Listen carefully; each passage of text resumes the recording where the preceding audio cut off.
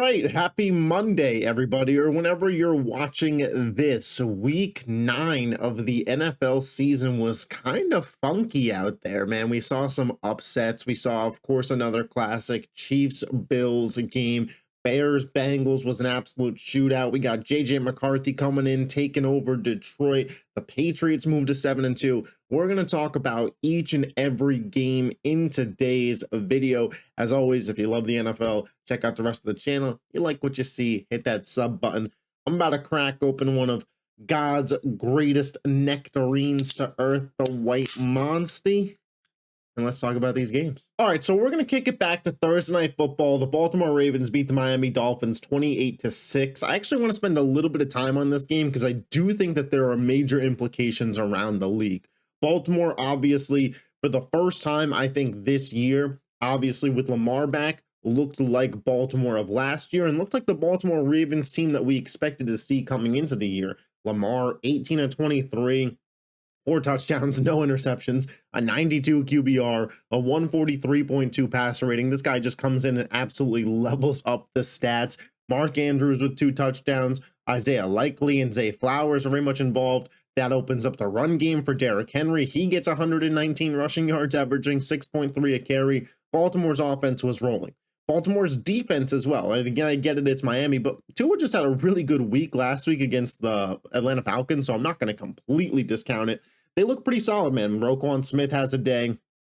Humphrey, Wiggins, Hamilton, Starks, all looking really good. The Baltimore Ravens are looking, if you eliminated their record and just showed us that game, we'd be like, yeah, that's the Baltimore Ravens we knew coming into the year. The Baltimore Ravens are a legit Super Bowl contender, and I think that they need to be taken that way, even with their record at hand. I know it's a tall hill to climb, but their schedule is kind of favorable, and even though Pittsburgh got a win that we'll talk about, I still think Baltimore's the better team in that situation.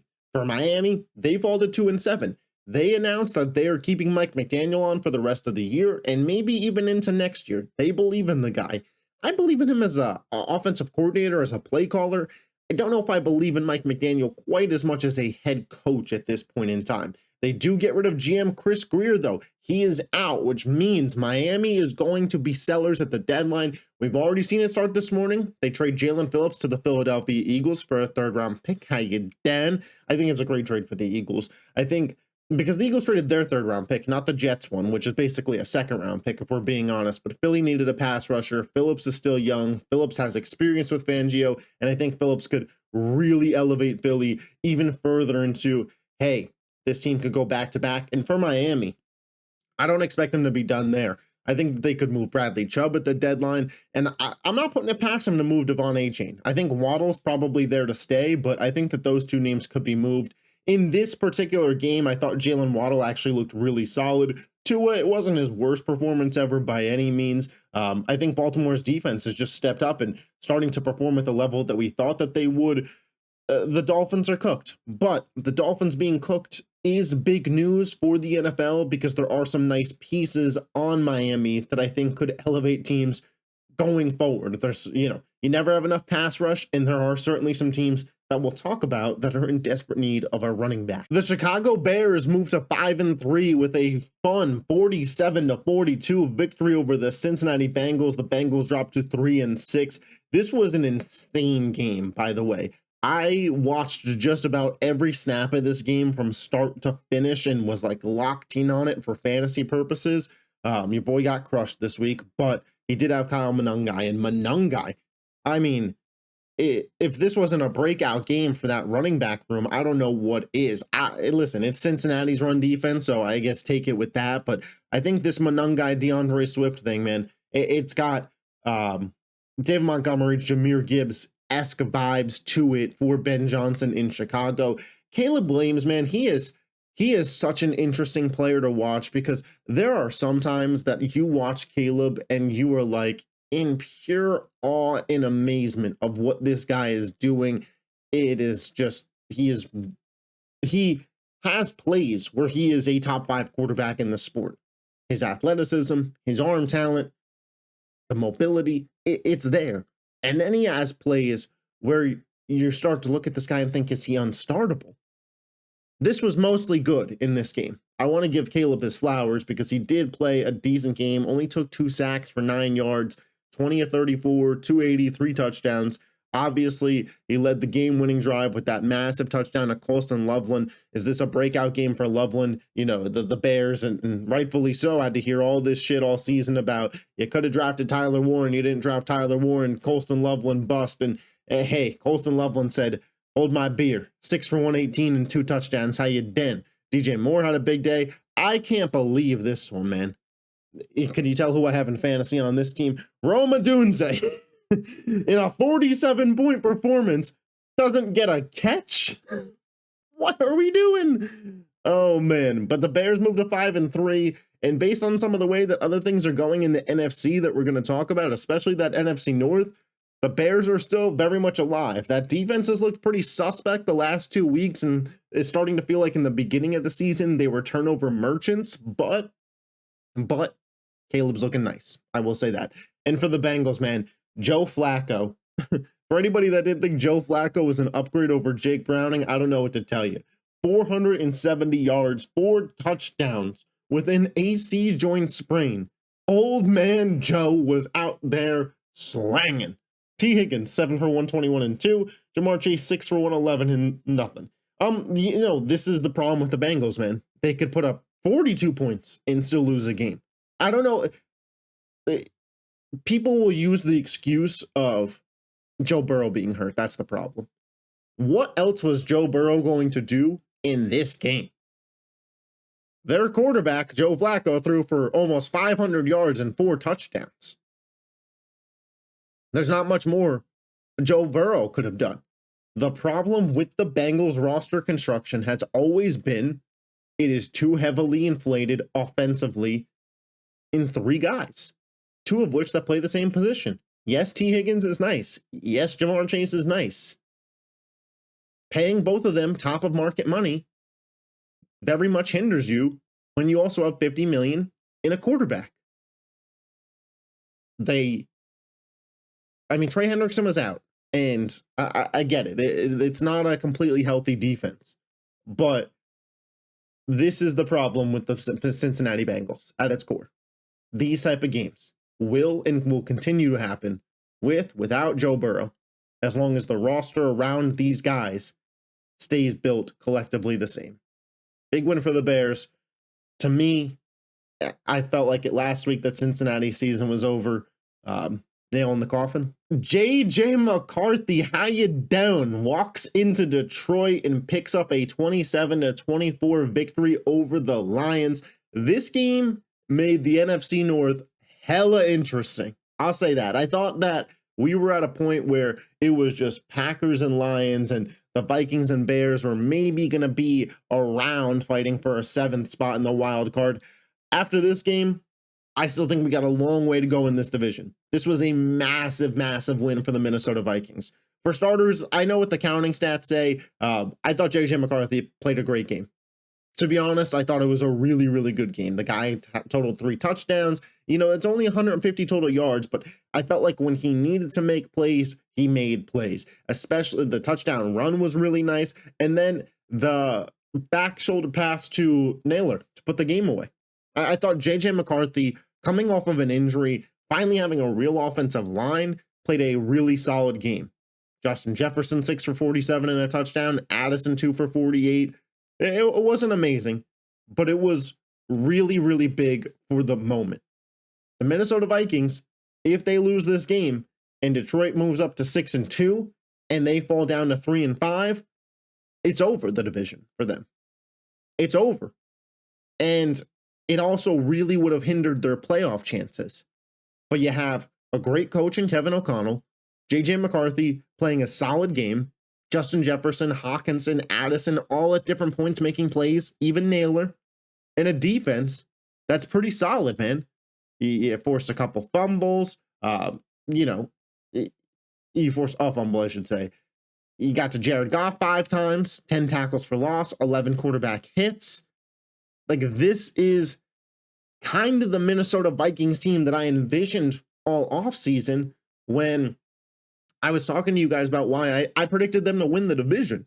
Now, I'm not sitting here saying today that I think that that's going to be the case at this point in time, but games like this are why I thought we could be in that direction. And games like this for Detroit are also why I thought we could be in that direction. Detroit losing this game's a massive fumble from them.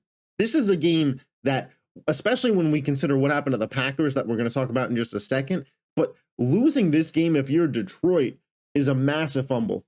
Divisional loss, home divisional loss against what many would have considered a better or worse team than you. You should be on paper better than the Minnesota Vikings, like with a essential rookie quarterback coming off of an injury. This is a game Detroit's got to win, and I didn't think Jared Goff played particularly bad.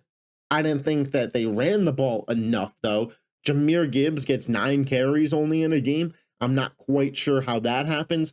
It's big 2025. Should we really be handing the ball off more to David Montgomery than Jahmyr Gibbs, who is the most talented player on the team? No shade at Amon-Ra. I'm just saying, the touchdown catch by Jameson Williams and Sam Laporta, both of those were really, really nice. I thought that Jared Goff benefited a little bit from some big plays. I thought that the Minnesota defense, for the most part, was making him check it down. I think he was like 6 for 6 to open up the game for like 20 yards. So there was a lot of check down Charlie going on action-wise there. And this does play into my theory a little bit of, I don't think Detroit is built to come back in football games. And they're a very talented group. Obviously, we know all the names that Detroit has, but they're not built to win in a comeback effort. They are built to get an early lead and pile on. And when that doesn't happen, they're very susceptible to games like this. It's one of my main fears with the Detroit Lions, and one of the main reasons I have a hard time taking them as contenders. Because at the end of the day, Jared Goff is good. He's not great. He's not dynamic. At the end of the day, the pass rush is very Aiden Hutchinson dependent. And at the end of the day, this is a team that wins by running the football. And when you take that option away and make the offense one-dimensional, they seem to struggle. So, hats off to Minnesota. Fantastic win, concerning loss for the Lions. Speaking of concerning losses, the Carolina Panthers walk into Lambeau and pick up a victory 16-13 over the Green Bay Packers. Start with the Panther side of things, man. Shout out the Carolina Panthers. What a team. What a team, man. This was obviously a real test. And the Panthers started off this year a disaster. I think through the first 2 weeks of the year, many viewed them as the worst team in football. But since then, they've kind of looked like the Carolina Panthers of the second half of last year, where on the counting stats, is Bryce Young impressive? No, not by any means. Rico Dowdle, by the way, you might just get hit with the Rico, has emerged as a stud this year. 25 for 130 and 2 touchdowns. How you doing? Tetero McMillan is obviously a solid wide receiver 1. They don't have many dependable targets outside of him, but Carolina's got that fight in them, man. Carolina just has that fight in them. They're going to be in a lot of close games. We saw it towards the end of last year. We're seeing it right now this year. And eventually, they were bound to sneak out a win against one of the better teams in the league, and they did that in this game. So hats off to Carolina. For Green Bay, we got a lot of concern here. And I'm just being honest, Packers fans. For starters, Tucker Kraft is feared to have suffered a torn ACL. I think that has massive implications on them in their season. I don't believe without Tucker Kraft, the Green Bay Packers can win a Super Bowl unless they make a move for a real defined number 1 receiving threat. I think without Tucker Kraft, the team is in the same spot that they were last year, where they don't have the dependable target to go to in late game situations for Jordan Love to depend on. And it's going to create more turnover worthy plays, easier for defenses to match up against because there's not an X factor level player that's going to be catching the ball. That said, this loss is concerning still for other ways. I thought that Green Bay, when they played Pittsburgh, got over that hump of being able to just, dominate and win games against inferior opponents. And in this spot, not only did they not dominate, they lost the game. Green Bay has a very hard time putting their foot down pedal to the metal and winning these games. In the last 3 weeks, we've seen Carolina beat them, and Jacoby Brissett have a shot at a kind of like a 40-yard Hail Mary to win the game. That's concerning. Micah Parsons was out there getting cardio today. That's concerning. Jordan Love doesn't throw a touchdown pass today, but throws an interception. And it was a bad one. It was a it was a classic J-Lo interception. Bad. And it's hard to believe in this team. Romeo Doubs obviously took over as the number one target once Tucker Kraft went out. And I know some people will be telling me that they have their number one guy. It's Romeo Doubs. I don't see it. I don't see it. This is a bad loss for Green Bay. And now when we look at the NFC North, Green Bay's 5-2-1. The Lions are 5-3. The Bears are 5-3, and the Vikings are 4-4. So the NFC North just got a lot closer. The Los Angeles Chargers head into Tennessee and get a 27-20 victory. Special teams and defense made this a lot closer than it seems for the Titans, as in that first quarter they had a punt return touchdown and a pick six. But overall, this was pretty much all Chargers, especially with their defense. Justin Herbert, aside from that pick six, had a pretty solid day. He was 19-29 for 250, 2 touchdowns, and ran for 57 yards and a touchdown. So J. Herb doing it all, 300-plus yards, 3 touchdowns again. Gadsden, this guy is just balling out lately. 5 for 68. He's looking like a real legit number one threat for them. And I think their number one threat's going to change week to week. I think you have Gadsden, you have McConkey, you have Keenan Allen. Quentin Johnson, I don't think is going to get back to that number one threat spot that he was. The rush game kind of fell back down to reality, unfortunately. Kamani Vidal, 12 for 30, fumbled the ball, had 2.5 yards per carry. So maybe that Cinderella run is over. The team needs Omarion Hampton back. We still have no idea what the hell is going on with that injury. So that's usually not a good sign of, something that's going to be healed by next week. The Titans offense is still just an absolute disaster. And we kind of thought it was going to be in this game, right? With the Chargers and Jesse Minter and that defense. Cam Ward, I feel for the man. Week after week, I feel like we come up here and say the same thing about Cam Ward. On the eye test, I feel like if he had some pieces, he could be good. And I still feel that way. We'll see. I think Tony Pollard could be a name to watch to be traded. There's a couple of teams out there that need a running back. And if you're the Tennessee Titans at this point, why not just let Tajay Spears be the workhorse back and move Tony Pollard on to somewhere else? It wasn't a crazy great game, but Justin Herbert gets the Chargers to 6-3, man. The New England Patriots are now 7-2 as they pick up a 24-23 victory over the Atlanta Falcons. I thought for a second the Falcons were going to make that comeback, man. Parker Romo, an undercover agent apparently for the New England Patriots, missing that extra point, and the Patriots just barely get out of there with the win. For the Falcons, I actually thought this was a solid game from them, man. The Patriots have a really tough run defense. We know this going into the game, and it was going to be on Michael Penix to ball out. And Michael Penix was 22-37, 3 touchdowns, no picks, an 89.6 QBR, a 103.5 passer rating. That man, Michael Penix, played his ass off, and he played good enough for this game to at least go to overtime. It's not his fault that extra point was missed, so none of this blame from me is going on Michael Penix. I thought he had a solid day. Drake London, how you doing? 9 for 118 and the hat trick, 3 touchdowns. Hey, Michael Penix says, hey, we can't run the ball. We got to throw the ball. I'm going to throw the ball to my number one target. Not a bad strategy. I actually think it's a strategy more NFL quarterbacks should take into account.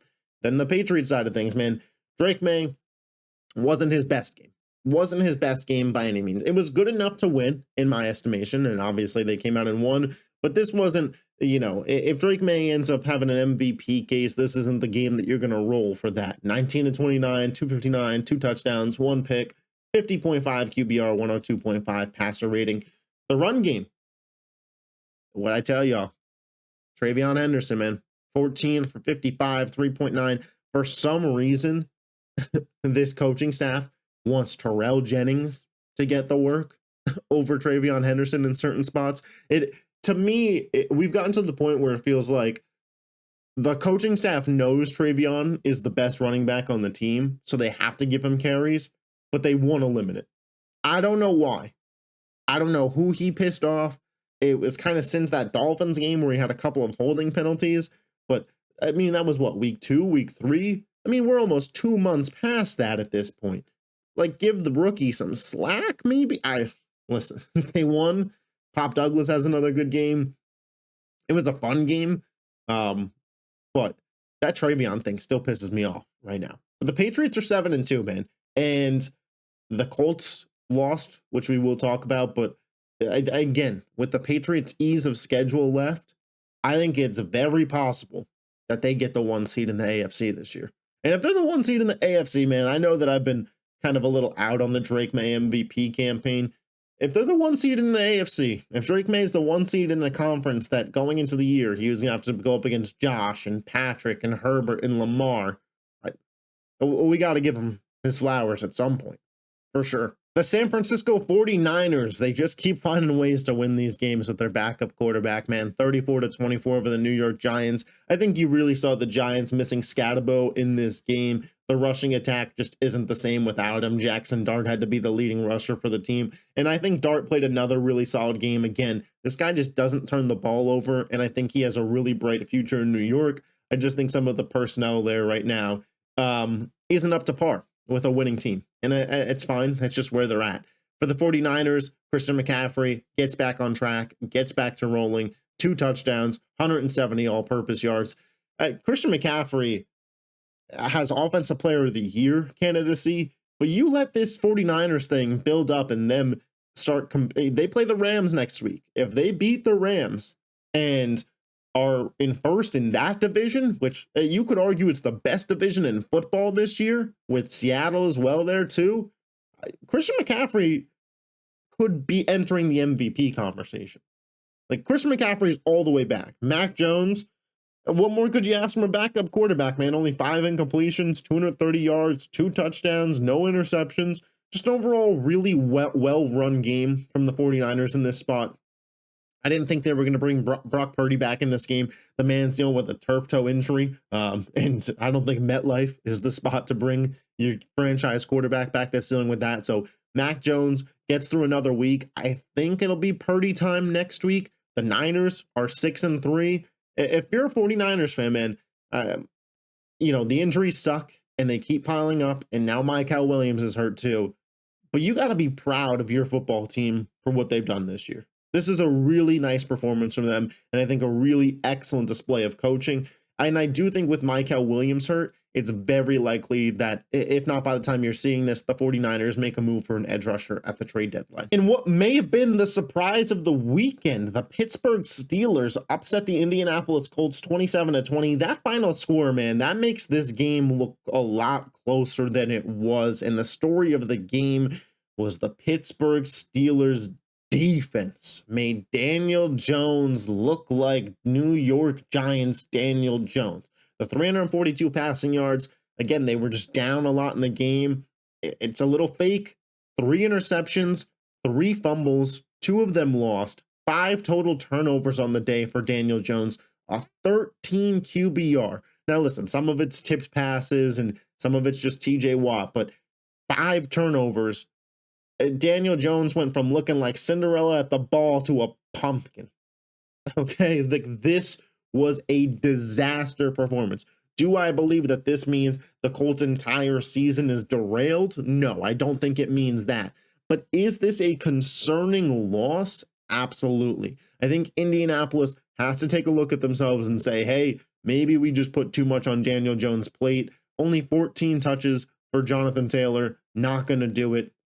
JT needs to be, 16 touches with the receptions, but JT needs to be up over 20 a game. I mean, he's the MVP of this team. He is the best player on the team. They have to get him over 20 touches a game.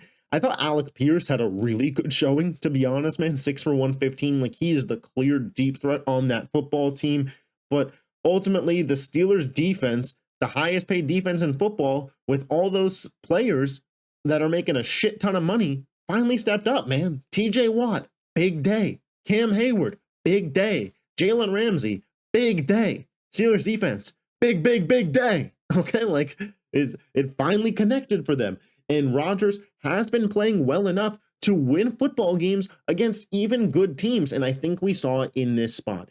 The question for Pittsburgh is, was this a Daniel Jones is a pumpkin, or was this our defense finally stepping up? If it is the Pittsburgh Steelers defense finally stepping up with a 2-game lead over Baltimore in this division and 2 matchups with Baltimore left to go this season, get your popcorn out, because that's going to be entertaining as hell.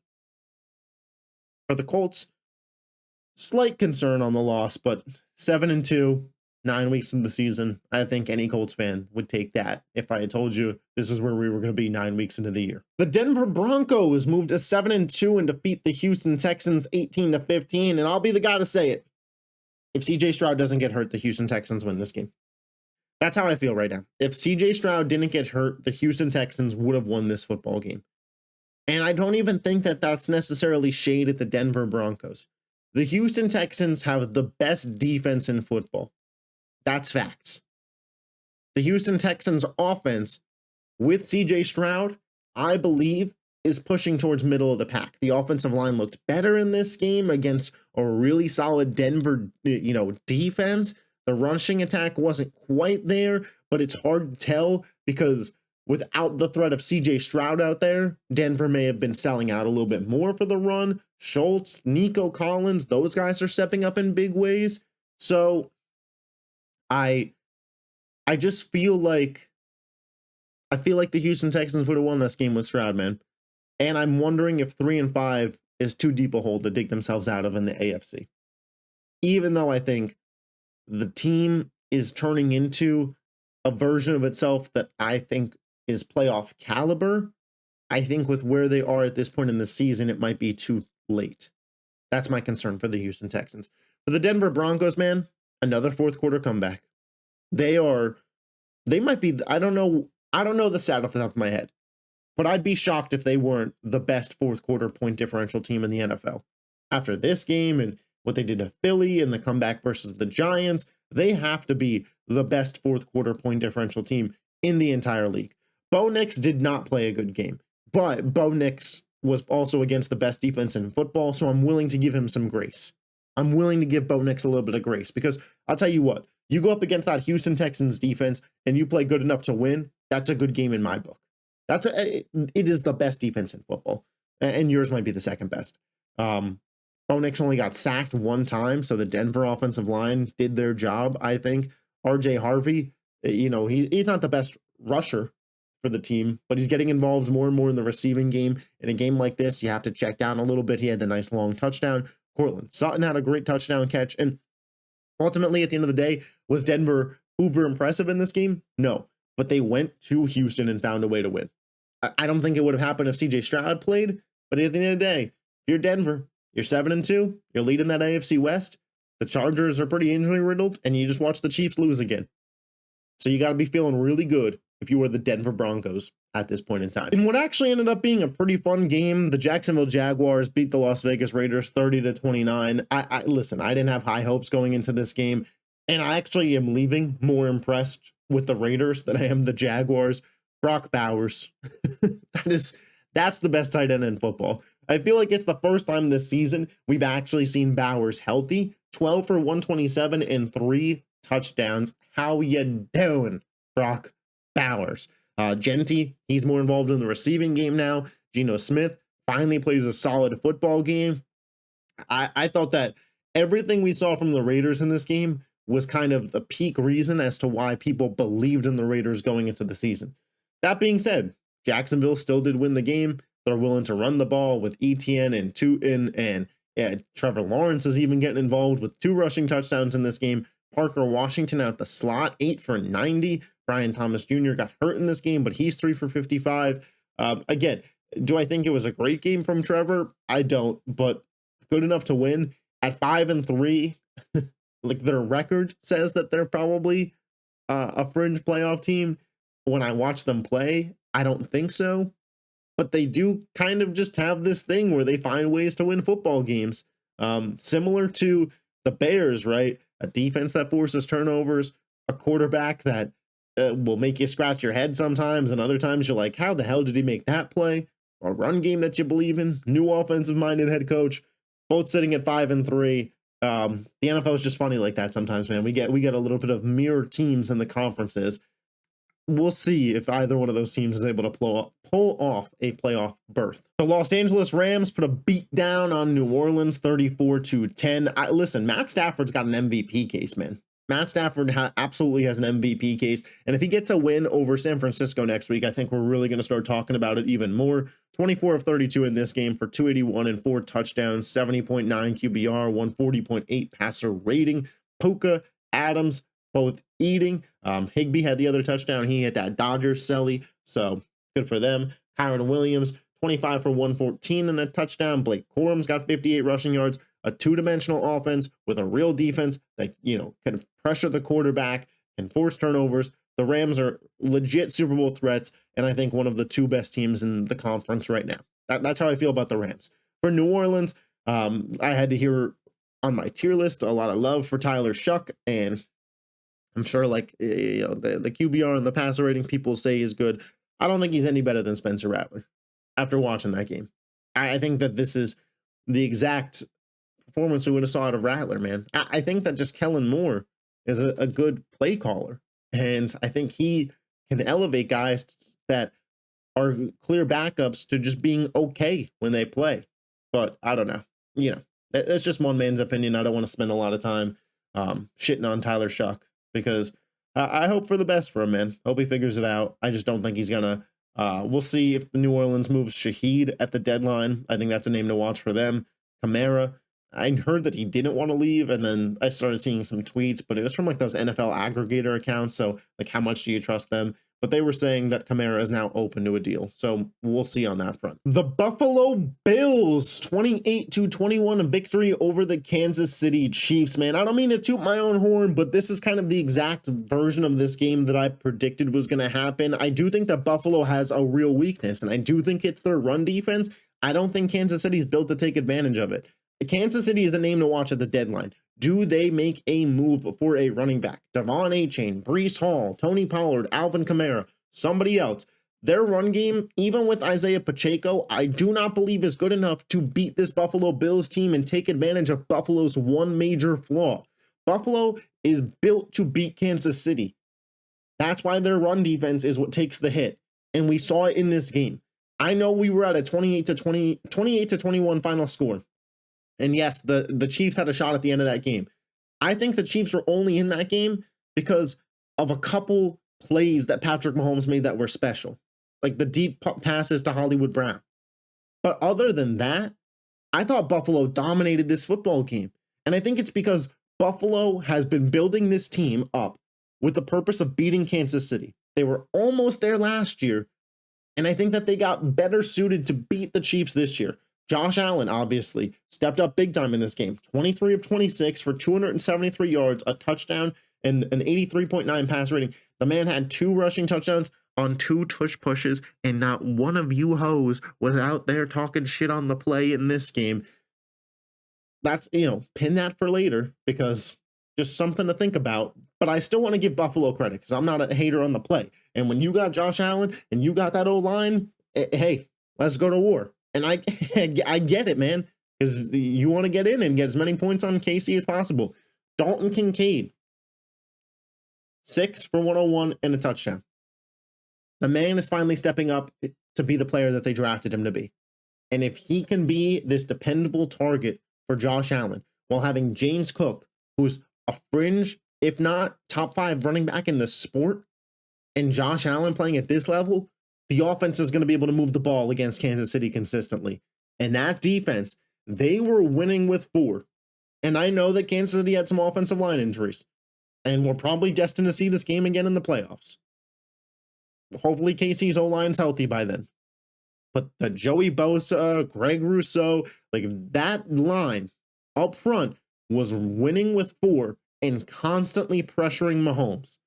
They got him 3 times on sacks, but 15 quarterback hits. Mahomes was fighting for his life out there. And that's just the truth of it. Cole Bishop, this man had a fucking day for Buffalo. The entire Bills team clearly stepped up for this game, and they needed to. The way New England's playing, and the fact that in a playoff spot against Kansas City, you have to make them come to Buffalo. You have to make them come to Buffalo. I thought that this was really, really good stuff from the Bills. For Kansas City, I still think that Kansas City is a legit team. I just think that Buffalo is a bad matchup for them. I think Buffalo has made themselves a bad matchup for Kansas City. And it's because the way to beat Buffalo is to run the ball, and Kansas City cannot do that. They were very Patrick Mahomes reliant in this football game. You saw it from the jump. They're going for it on 4th and 17s. They're somehow converting it on 4th and 17s. But you look at everything that they needed to do to just be within one score of Buffalo in this game, and you feel like, damn, are we not close to this team? And in terms of this particular matchup, I think Buffalo would beat them again, as teams are currently constructed. I think Kansas City has to go get a real running back if they're going to be, if I'm going to expect them to beat Buffalo in a playoff game this year. I think Mahomes is certainly good enough. Rashee Rice is solid. Kelsey looked pretty decent in this game. Hollywood Brown and Worthy, that's a nice combo. The defense, it is what it is. At the end of the day, Josh Allen's a top 2 quarterback in the sport. You hold him to 28 points. It's not a great showing, but it's not a bad showing either. You know, you could play a little bit better in coverage, but it is what it is. I thought the defense played fine. I just, at the end of the day, this is what it's going to look like when you're playing one of the top quarterbacks in the sport. They're going to get points on the board. Held them scoreless in the 4th quarter. It gave Kansas City a fighting shot to get back in the game. But I think the game's completely different if KC has a real run game. I also think that they just weren't really, I mean, they got 3 sacks on Josh, but I think that their pass rush could use another player. So Kansas City, I think, is a really good team and a really scary team. But for this particular matchup, they need a better running game. And I don't even think Pacheco's the solution to that. So hats off to Buffalo for getting that win and still keeping themselves in a really good spot to compete for the 1 seed in the AFC. That game later this season when they play New England is going to be very, very important. For Kansas City at 5-4, man, I don't think that they're in danger of missing the playoffs, but my guess is they won't be hosting a home playoff game this season. And then lastly, Sunday Night Football, the Seattle Seahawks put an absolute beat down on the Washington Commanders, man. Let's start with Seattle. 38-14 victory. Sam Darnold, impeccable performance, man. MVP type performance. And I'm dead serious about this when it comes to Sam Darnold.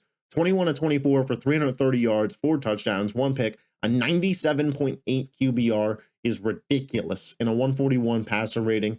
Darnold, I think he had a stretch where he opened the game where he was like 10 for 10 or something like that. Him and JSN. Jackson Smith and Jigba, bro. 8 for 129. The guy, if you said to me, I believe JSN is the best wide receiver in football, I wouldn't argue you on it. He's not my number one, but I wouldn't argue you on it. And that's crazy to say because coming into this year, JSN was one of the worries I had for this team as to, is he going to be able to excel outside of the slot?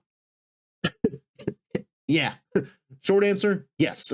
Sam Darnold, really, really solid. Their run game still isn't great, but the passing game is just so dynamic that it almost doesn't matter. Torrey Horton, 4 for 48 and 2 touchdowns. Like, look out for him to start taking on more of a role. This was without Cooper Kupp. Not that he's been amazing, but you are missing a receiving option at the end of the day. Their defense is just absolutely loaded. Leonard Williams is a major, major player on that defense. He was making plays all freaking night. Witherspoon is solid. I thought Reek Wolin did a really good job on Deebo Samuel in this game when he was in coverage there. Seattle 6-2.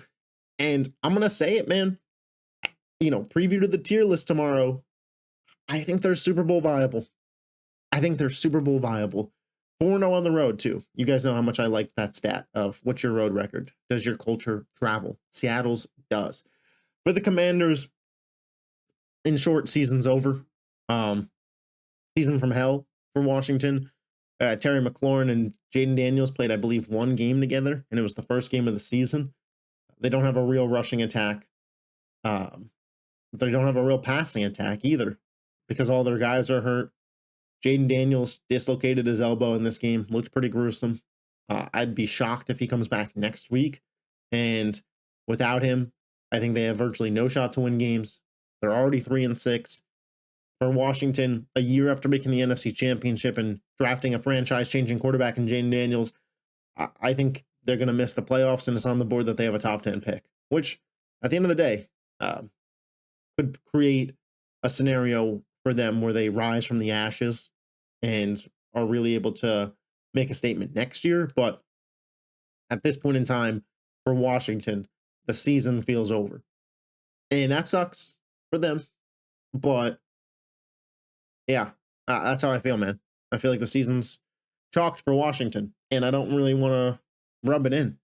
You know, it is what it is for them. Seattle looks real legit. Looks like a Super Bowl threat. As always, these are just my reactions. Be sure to drop yours in the comment section down below. If you like these kind of videos, the best thing you could do to show your support is hit that like button. It's free. It's the best way to help me grow the channel. Best way for, you guys to tell me I love the reaction videos. Dylan, do more of those. And if you are new to the channel, make sure you hit that subscribe button, man. I'll catch you next time. Peace.